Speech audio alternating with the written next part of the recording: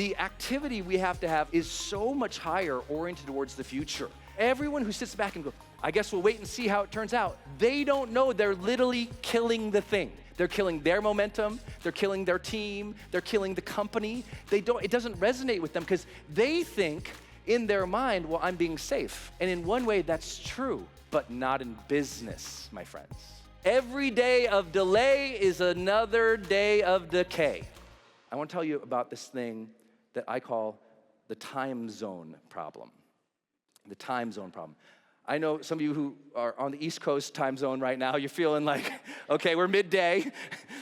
Some of you had a late night last night, you're like, oh, that East Coast was tough. No, that's not the time zone I'm talking about. And I'm not talking about remote work either, even though I know most of us do that in so many areas of our life. What I'm talking about is most of the world is living in the wrong time zone for the life that they want to have, right? Time zone, past, present, future. See, so many of us, we live in the past. How did I feel when I was in high school?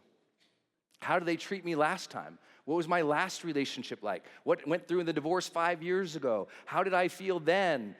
And all of today is being driven by reactions of yesterday. So even in your inbox, you open up your inbox or you look at your tasks of today, so many of your tasks of today are managing tasks of yesterday, managing goals of yesterday. Even your present focus is a checklist from yesterday. And what high performers have learned to do is reorient themselves in the timeline and go, oh, wait. No, what today is building the future. Today is building the future. This room, if this room is in any place in the mindset of yesterday or last year's program or last year's context or last year's world or last year's prices, when you're living over there, then you live in an old world. And when you live in an old world, it's hard to win in the new one. And worse for you and your family, you're being irresponsible. And again, as the outside guy, I can say some things. I just talk to you all like high performers because I know you are. I know what this room is. But I need to make sure you're doing the work in the right time zone. You're building the future now, not bemoaning the past. You're not fighting the present. You're ready. You're dancing with it. You're excited for it. You're building the future. The ultimate decision in everyone's life that ever changes it, the one moment, the demarcation line, never goes back, everything shifts, is when someone finally goes, you know what? I want to have an awesome life. I want to have an awesome life. I want to change my behaviors to build that. And you get in this mindset of like, I want to be better. I want to feel better. And so you start feeling the day. You start changing what you eat. You start changing how you move. You start changing how you talk. From that decision, I want to live an extraordinary life. I want to have a great life. That's so different than waking up in the morning and just going, I guess nothing. Just pick up your phone and you drool on yourself. Wow.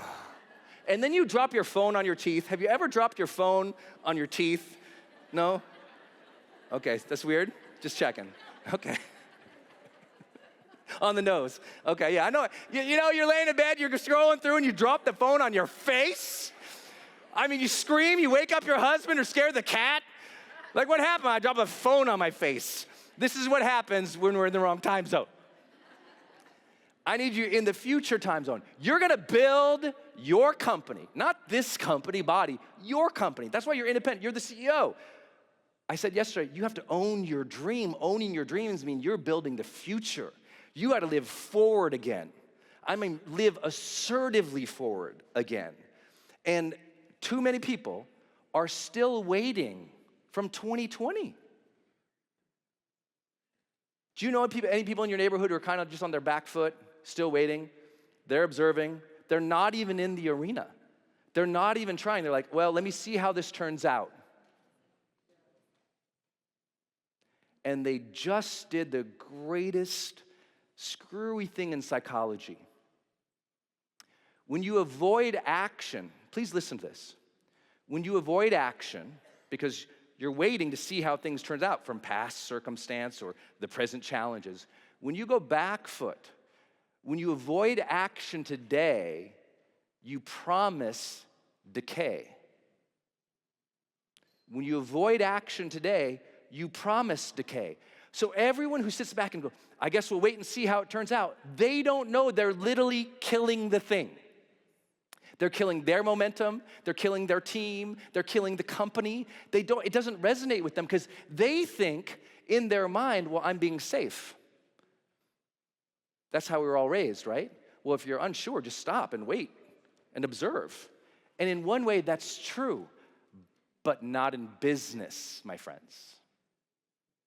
In business, if you wait, you get eaten alive. If you wait, they eat your downline. Someone else got to your people because you're wondering, should I be all in? How is this going to turn out? Every day of delay is another day of decay in business. Every day of delay is another day of decay. So you think you're being smart, but your team is disbanding because they're not seeing you all in building the future. They see you back on one foot, wondering. Who wants to follow someone wondering all the time? Not me. Could you imagine, Sean T? Well, let me think about this, girl. And he's just wandering around thinking about the next move. You flip the channel. You would leave. You love that he knows the next move that's gonna make you throw up. It's awesome. It's fantastic. You want that. Don't be that person who's waiting. Your team will drift, and then you'll blame everything else. Well, my team drifted. They went over to this company, they went over there, they went over this, they went over this. How actively, assertively were you building the future with them? Because they're gonna build their future with somebody. I'm just here to say, you're already in the door. They already came in your house. They already know you. Don't stop. Don't disengage. They'll go to the next door and knock on it if you're not gonna welcome them. If you're not talking to them, somebody else is. The activity we have to have in business is so much higher oriented towards the future. You've got to build, you got to own your dream. Put your right hand up and say, I own my dream. I own my dream. Because if you don't own it, someone else will go be part of somebody else's. Watch your time zones. Throughout the day, just even observe your thoughts. Where's my thought going? Am I going to upset or bitterness about the past or how it was supposed to be? Or am I thinking at my computer today, or on my phone today, or in that conversation today, or in that workout group today, am I thinking about what I'm building? Stay there. Stay there. You know, in mindfulness, we always say, try to be here, be now, 100% of the time, which is true. A great way to feel the day, experience the day, enjoy the workout. But if we don't think about the future, we actually become incredibly detached from reality, from the ability to build for our families. You gotta spend a lot more time thinking about building the future, not worrying about the future. Because that's what most people do in the time zone problem. When they think about the future, it's anxious. When they think about the future, well, what if more bad stuff happens? Here's the surprise, it's gonna. How many of you think the chaos goes away next year? Anyone? Oh my God, I can't wait for you to all meet my wife. If I say to my wife, honey, in 90 days, in another 90 days, we're gonna be smooth sailing. In 90 days, this craziness will be over. If I say that to her ever again, the lasers that will come out of her eyes will melt my face off. She's told me, you're never allowed to say 90 days ever again. She told that like 7 years ago. I don't say it to her. Because I used to say, oh, in 90 days, all this chaos will be over. No, it's not. You got to learn to better balance, find harmony, and manage. It's not going to be better for everybody in the future. But for the builders, you got a chance. For the builders, you got a different experience of it. Everyone's like, are you so scared of the future? I'm like, I've never been scared of the future in my life. Well, what if this happens at BODi? Or what if that happens at BODi? I'm like, super likely that any of those scenarios can happen. All I know is on Monday, I'm gonna kick some ass with my friends. What do you think, ladies and gentlemen? That's what I know. That's what I know. I get it. Okay, Netflix is struggling. Udemy is struggling. It's losing hundreds of millions of dollars year on year. You're seeing these huge platforms that have media in them losing and laying off. That's the market. And kick ass on Monday.